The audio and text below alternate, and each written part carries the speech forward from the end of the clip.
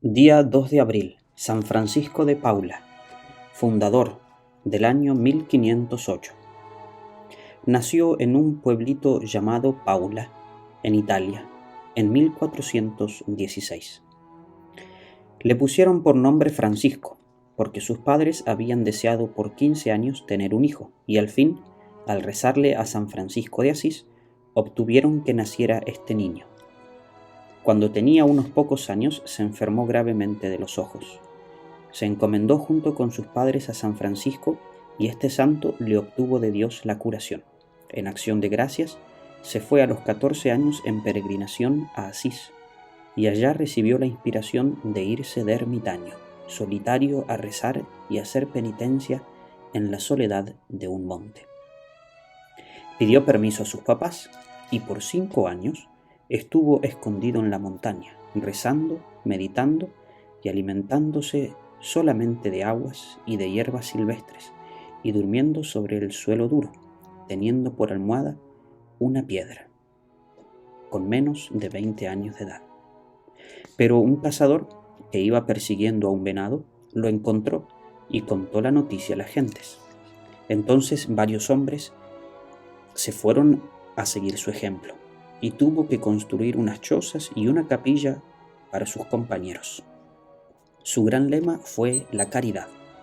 El lema que les puso a todos los que lo seguían era aquella frase de Jesucristo: en esto se conocerán que sois mis discípulos, en que os améis los unos a los otros. Francisco tuvo que fundar varias casas para sus religiosos, y en todos sus conventos puso una consigna o ley que había que cumplir siempre. Decía así: cuaresma perpetua, es decir, en la alimentación hacer las mortificaciones que antiguamente se hacían en cuaresma, nunca comer carne, ni huevos, ni leche, ni tomar licores, solamente pan, pescado, agua y verduras. Esto lo hizo como una reacción ante una oleada de sensualismo que había vivido Europa y que había llevado a las gentes a comer y a beber en exceso, y con esto se les debilitaba la voluntad y llegaban a cometer todos los vicios. Miles de hombres decidieron abandonar la vida pecaminosa del mundo e irse a la comunidad religiosa fundada por San Francisco de Paula. Así como San Francisco de Asís les había impuesto a sus religiosos el nombre de hermanos menores, San Francisco de Paula les puso a los que pertenecían a su comunidad el nombre de hermanos mínimos, es decir, los más pequeños, los más pequeñitos de todos, y todavía los llamaba así, los mínimos. San Pablo dice: el Espíritu Santo les concede a unos el don de hacer curaciones milagrosas, a otros el don de hacer milagros y a otros el don de profecía. Pues a San Francisco de Paula le concedió el Espíritu Santo todos estos dones y en cantidad muy abundante. Cuentan que un día tenía que pasar el estrecho de Mesina para ir a Sicilia. Le dijo al dueño de una embarcación: me lleva, pero no tengo dinero. Y el otro le respondió: si no tiene dinero, no lo llevo. Entonces el santo extendió su manto sobre las aguas, lo tomó de un extremo con sus manos para que le sirviera como vela de un barco, y en el otro extremo colocó sus pies, y se fue deslizando suavemente sobre las aguas.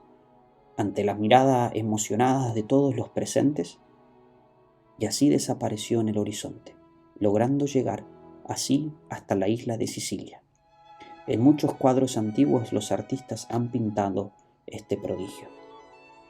El sumo pontífice envió una vez un delegado para que averiguara qué tan segura y cierta era la santidad de Francisco. El enviado llegó disfrazado, sin decir que era él, pero el santo, al saludarlo, le dijo: lo felicito, porque hoy está usted cumpliendo 30 años de ser sacerdote. Es una gran dicha el haber estado tanto tiempo sirviendo al Señor. Y luego le fue diciendo un montón de cosas y datos más que el otro no le había comunicado a nadie. El delegado pontificio le preguntó que si sus religiosos serían capaces de resistir toda la vida en ese reglamento tan severo que les prohibía comer carne, queso, leche, huevos y tomar licores.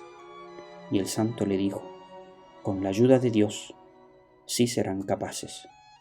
Vea lo que es capaz de resistir quien confía en Dios. Y tomando un carbón encendido, lo tuvo un buen rato sobre la mano y no sufrió ninguna quemadura. El delegado volvió a donde el Papa a decirle que se había encontrado con un santo de verdad, con un gran santo. El Papa Pablo VI dijo en 1977 que San Francisco de Paula era un verdadero modelo para los que tienen que llamarle la atención a los gobernantes, que abusan de su poder y malgastan innecesariamente el dinero que debían emplear en favor de los pobres. ¿Por qué dijo esto el sumo pontífice? Veámoslo con algunos ejemplos.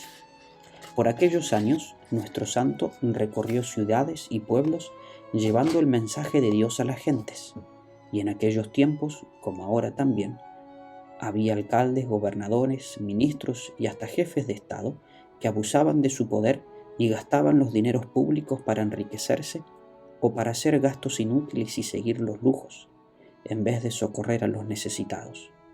Y a ellos les iba recordando San Francisco que cada uno le dirá a Cristo en el día del juicio aquellas palabras que dijo en el Evangelio: dame cuenta de tu administración.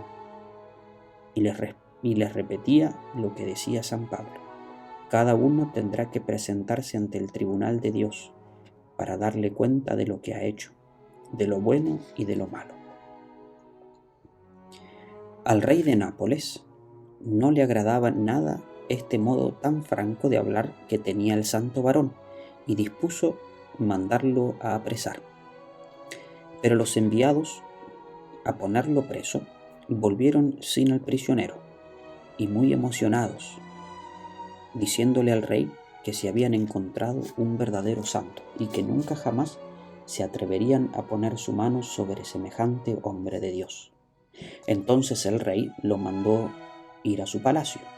Trató de ganárselo con regalos y premios, pero el santo no recibía nada. Le ofrecieron lujosas habitaciones para habitar, pero él se iba a dormir a un pobre rancho acostado sobre el duro suelo. Y al rey y a los empleados les sabía cantar las 40, diciéndole que no se puede hacer gastos en lujos mientras el pueblo se muere de hambre. El rey le ofreció una bandeja llena de monedas de oro, para que con ese dinero construyera un convento. El santo no aceptó tal regalo, pero tomando en sus manos una moneda de esas, la partió en dos, y de ella empezó a brotar sangre, que le salpicó el vestido del mandatario. Fernando empezó a temblar de pies a cabeza, y San Francisco, fijándose en sus ojos escrutadores, le dijo: Señor Rey, esto es un símbolo de lo que le está sucediendo a la gente de su pueblo. El oro que emplea el gobierno en lujos y en gastos inútiles está desangrando al pueblo. El descontento es general, pero sus empleados no dejan llegar hasta sus oídos las protestas de tantos que padecen miseria, mientras que los que gobiernan viven entre lujos y placeres. El rey Luis XI de Francia, que había sido bastante déspota y tirano y poco piadoso, tuvo un ataque de apoplejía, es decir, un derrame cerebral, y quedó con una enfermedad nerviosa que le hacía muy amarga su existencia y que lo puso de un mal genio tal que nadie se atrevía a acercársele. El rey estaba supremamente apegado a la vida y a la salud, y de ninguna manera deseaba morirse, sino más bien curarse de aquella enfermedad tan molesta. Mandó entonces a Italia a que convencieran a San Francisco de Paula para que fuera a curarlo. El santo se dio cuenta de que lo que buscaba el rey era solo un favor material y no quiso ir. Así, el rey Luis le escribió al Papa Sixto IV y el pontífice le dio la orden al santo de ir a visitar al rey enfermo. Con tristeza se despidió de su amada patria, porque sabía que ya nunca más iba a volver a su bella Italia.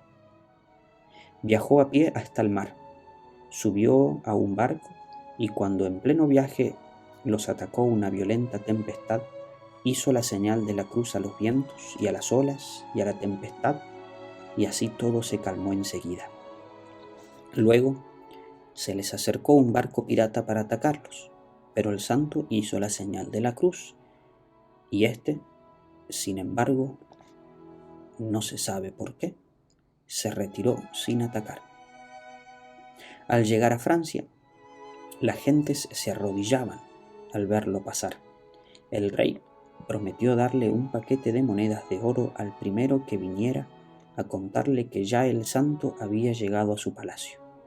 Y el hijo del rey mandó construir una capilla en el sitio en el que por primera vez se sentó con este hombre de Dios. A los 67 años llegó el santo a Francia. El rey lo recibe postrándose ante sus pies y le suplica: Padre mío, obténme de Dios que me devuelva la salud y me conceda unos años más de vida. Pero San Francisco le responde: cada uno, cuando le llega el tiempo fijado por Dios, tiene que disponerse a partir hacia la eternidad, aunque sea un rey muy poderoso. Pero lo que el Señor quiere concederle ahora es la salud de su alma. Y siguieron varios días de charlas muy afectuosas e íntimas entre el enfermo agonizante y el santo de Dios. Luis XI no consiguió la salud de su cuerpo, pero sí su conversión y la salud de su alma. El hombre de Dios le repetía: no he pedido a Dios que le conceda sanarse el cuerpo, sino que le he pedido que sane su alma. Usted ama mucho la vida de esta tierra, y yo le pido al Señor que le conceda la vida eterna en el cielo. La enfermedad de su cuerpo ya no encuentra medicina, pero su alma sí está siendo sanada. Y así, pocas semanas después, aquel rey, que había sido de los menos fervorosos de su época, murió muchísimo más cristianamente de lo que había vivido. Es que tuvo la suerte incomparable de ser asistido por un santo en su última enfermedad. Y el rey quedó tan agradecido que nombró a Francisco de Paula como director espiritual de su hijo, el futuro Carlos VIII, rey de Francia. Nuestro santo tuvo que quedarse por el resto de su vida, sus últimos 24 años, misionando en Francia, y allí consiguió muchísimas vocaciones para su comunidad de religiosos y convirtió multitud de pecadores.